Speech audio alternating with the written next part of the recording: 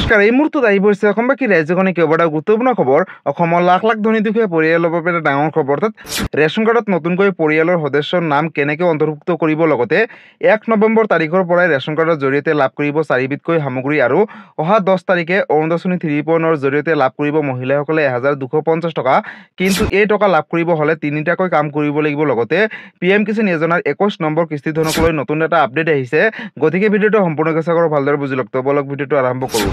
আৰু আজিৰ প্ৰথমটো খবৰ হৈছে ৰেচন কাৰ্ডক লৈ।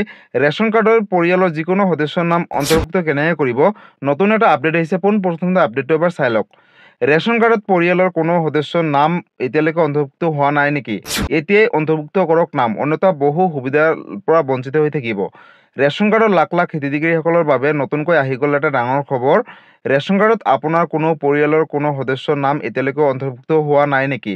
কিদৰে অন্তৰ্ভুক্ত কৰিব পাৰিব নতুন সদস্যৰ নাম ৰেচন কাৰ্ডত?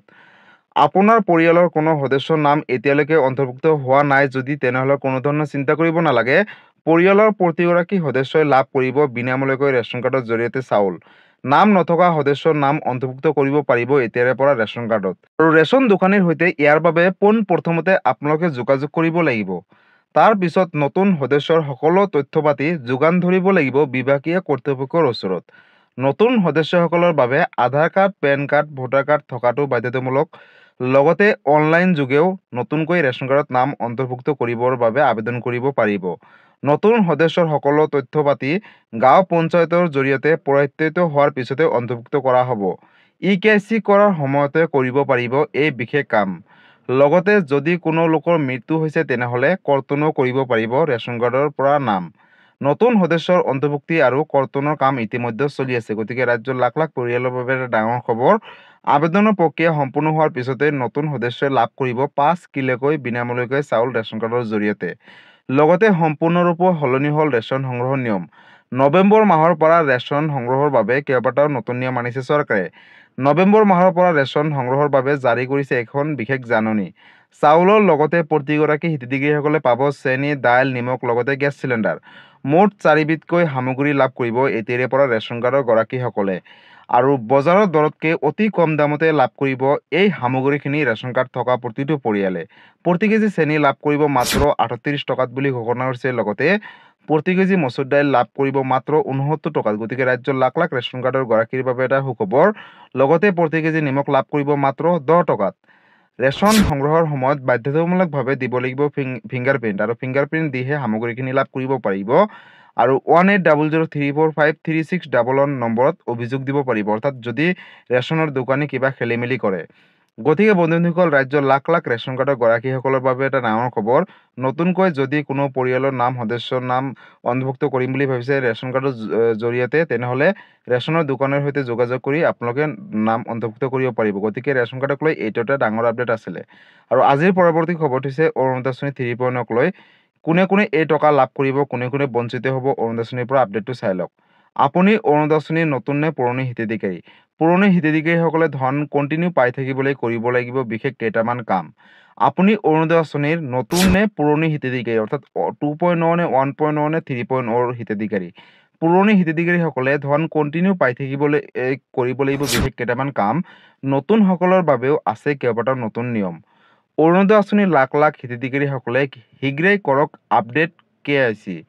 KYC আপডেট নাথাকিলে আপোনাৰ একাউণ্টত নোসোমাব 1250 টকাকৈ। লগতে অৰুণোদয় আঁচনিৰ ধন নিয়মীয়াকৈ পাই থাকিবলৈ বেংক একাউণ্ট ঠিক হৈ থাকিব লাগিব। অৰুণোদয়ৰ বাবে যিটো মোবাইল নম্বৰ দিছে সেই মোবাইল নম্বৰটো এক্টিভ ৰাখিবলৈ আহ্বান জনাইছে। কিবা কাৰণত যদি মোবাইল নম্বৰটো পৰিৱৰ্তন হয় তেনেহ'লে চৰকাৰক জনাব লাগিব। এতিয়াৰে পৰা প্ৰতিটো ব্লকতে এজনকৈ অৰুণোদয় আঁচনি সহায়ক থাকিব। যদি মাহত 1250 টকা জমা নহয় তেনেহ'লে ব্লক অফিচত গৈ আপোনালোকে অভিযোগ দিব পাৰিব। তৃতীয়তে, অৰুণোদয় ধন নাপালে অভিযোগ দিবৰ বাবে চৰকাৰে মুকলি কৰিছে এটা ট'ল ফ্ৰী নম্বৰ 1800202626। এই ফোন নম্বৰত ফোন কৰি বা মেছেজ কৰি দিব পাৰিব এতিয়াৰে পৰা অভিযোগ বুলি ঘোষণা কৰিছে। লগতে ধন নোপোৱা মহিলাসকলৰ বাবে চৰকাৰে মুকলি কৰিছে হেল্প ডেস্ক আৰু ফোন নম্বৰ।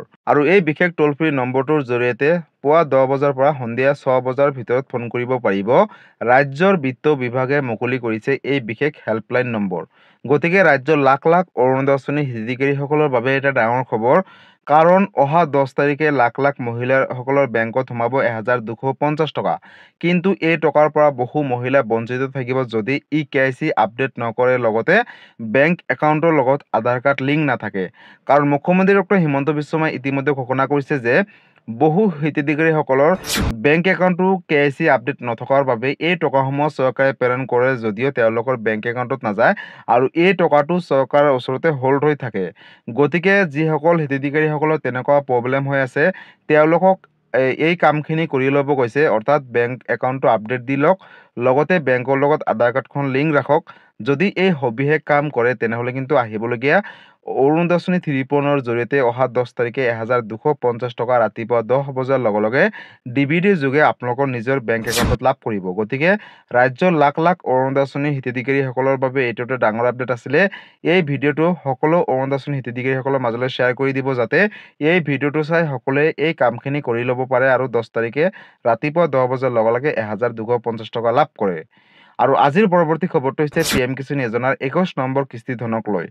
PM কিষাণ যোজনাক লৈ নতুন এটা আপডেট আহিছে। পোনপ্ৰথমতে আপডেটটো এবাৰ চাই লওক। জালিয়াতিৰে নাম সন্নিৱিষ্ট কৰা হাজাৰ হাজাৰ ভুৱা কৃষকৰ নাম ইতিমধ্যে কটা গৈছে। শীঘ্ৰেই দিব চৰকাৰে PM কিষাণ যোজনাৰ অধীনত 21 নম্বৰ কিস্তিৰ ধন। গতিকে জালিয়াতিৰে নাম সন্নিৱিষ্ট কৰা হাজাৰ হাজাৰ ভুৱা হিতাধিকাৰীসকলৰ নাম ইতিমধ্যে কাটিছে চৰকাৰে। PM কিষাণ যোজনাৰ 21 নং কিস্তিৰ ধন পাবলৈ সাজু হওক প্ৰকৃত হিতাধিকাৰীসকল। দেশৰ কোটি কোটি কৃষকে আৰু মাত্ৰ এমাহৰ ভিতৰতে লাভ কৰিব 21 নম্বৰ কিস্তি ধন আৰু 4টা ৰাজ্যৰ কৃষকে ইতিমধ্যে লাভ কৰিছে 21 নম্বৰ কিস্তি ধন। যিকোনো মুহূৰ্তত PM কিষাণ যোজনাৰ ধন লাভ কৰিব যোগ্য কৃষকসকলে। নতুন নিয়মেৰে এইবাৰ দেশৰ কৃষকৰ একাউণ্টত জমা হ'ব 21 নম্বৰ কিস্তি ধন। 4টা ৰাজ্য পঞ্জাৱ, হিমাচল প্ৰদেশ, উত্তৰাখণ্ড আৰু জম্মু কাশ্মীৰত বিতৰণ কৰা হৈছে 21 নম্বৰ কিস্তি ধন।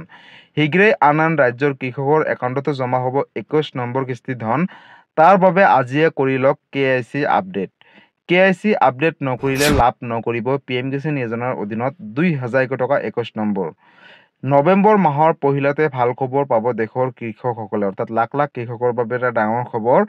যদি আপুনি এগৰাকী কৃষক হয় তেনেহ'লে আপোনালোকৰ বাবে এটা অত্যন্ত জৰুৰী খবৰ। দেশৰ লাখ লাখ কৃষকৰ বাবে আহি গ'ল এটা অৱশেষত ভাল খবৰ। নৱেম্বৰ মাহৰ প্ৰথম সপ্তাহতে লাভ কৰিব PM কিষাণ যোজনাৰ অধীনত 21 নম্বৰ কিস্তি ধন। যিসকল কৃষকে KYC সম্পূৰ্ণ কৰা নাই তেওঁলোকক KYC সম্পূৰ্ণ কৰিবলৈ আহ্বান জনাইছে। আধাৰ বেংক একাউণ্টৰ সৈতে সংযুক্ত নাই যদি তেওঁলোকে নাপাব ধন। হিতাধিকাৰীসকলৰ তালিকাত আপোনাৰ নাম আছে নে নাই অতি শীঘ্ৰে পৰীক্ষা কৰি লওক। যিকোনো সমস্যাৰ বাবে চৰকাৰে মুকলি কৰিছে দুটাকৈ হেল্পলাইন নম্বৰ আৰু 155261 অথবা 011243000606 নম্বৰত দিব পাৰিব এতিয়াৰে পৰা অভিযোগ। গতিকে বন্ধুসকল, যদি আপুনি এগৰাকী যোগ্য কৃষক হয় তেনেহ'লে আপোনালোকৰ বাবে এটা সুখবৰ, কাৰণ চৰকাৰে নৱেম্বৰ মাহৰ প্ৰথম সপ্তাহতে 21 নম্বৰ কিস্তি ধন প্ৰদান কৰিব। তাৰ বাবে আপোনালোকে KYC কৰক, বেংকৰ লগত আধাৰ কাৰ্ড লিংক ৰাখক, মাটিৰ জমাবন্দী আপডেট দিয়ক। নতুন এখন লিষ্ট প্ৰকাশ কৰিছে, লিষ্টখনত চাই ল'ব আপোনালোকৰ নাম আছে নে নাই। যদি থাকে তেনেহ'লে লাভ কৰিব 21 নম্বৰ কিস্তি ধন 2000 টকা। আৰু 21 নম্বৰ কিস্তি ধন যিসকলৰ দুটাকৈ লেট আছে তেওঁলোকে লাভ কৰিব 4000 টকা। আৰু যদি অকল এটা হয় তেনেহ'লে অৰ্থাৎ এটা ইনষ্টলমেণ্ট থাকিলে লাভ কৰিব 2000 টকা। লগতে বন্ধুসকল, PM কিষাণ যোজনাৰ পৰা বহু কৃষকৰ নামসমূহ কৰ্তন কৰিব বুলি ইতিমধ্যে ঘোষণা কৰিছে। তাৰ বাবে আপোনালোকে লিষ্টখনত চাই ল'ব, যদি নাম থাকে তেনেহ'লে আপোনালোকে লাভ কৰিব 2000 টকা। গতিকে PM কিষাণ যোজনাক লৈ এইটো এটা ডাঙৰ আপডেট আছিলে। কিবা সুধিবলগীয়া বা জানিবলগীয়া থাকে আপোনালোকে মোক কমেণ্ট কৰি জনাব, মই নিশ্চয় ৰিপ্লাই দিবলৈ চেষ্টা কৰিম। গতিকে বন্ধুসকল, আজি আছিলে এইটো এটা ইনফৰ্মেটিভ ভিডিঅ' আৰু গুৰুত্বপূৰ্ণ খবৰ। ভিডিঅ'টো চাই কেনেকুৱা পালে, যদি ভাল পালে চেনেলটোত নতুনকৈ আহিছে চেনেলটো ছাবস্ক্ৰাইব কৰিব, লাইক কৰিব। কিবা সুধিবলগীয়া বা জানিবলগীয়া আছে আপোনালোকে মোক কমেণ্ট কৰি জনাব, মই নিশ্চয় ৰিপ্লাই দিবলৈ চেষ্টা কৰিম। লগতে এই ভিডিঅ'টো সকলোৰে মাজলৈ শ্বেয়াৰ কৰি দিব। ধন্যবাদ। জয় আই অসম।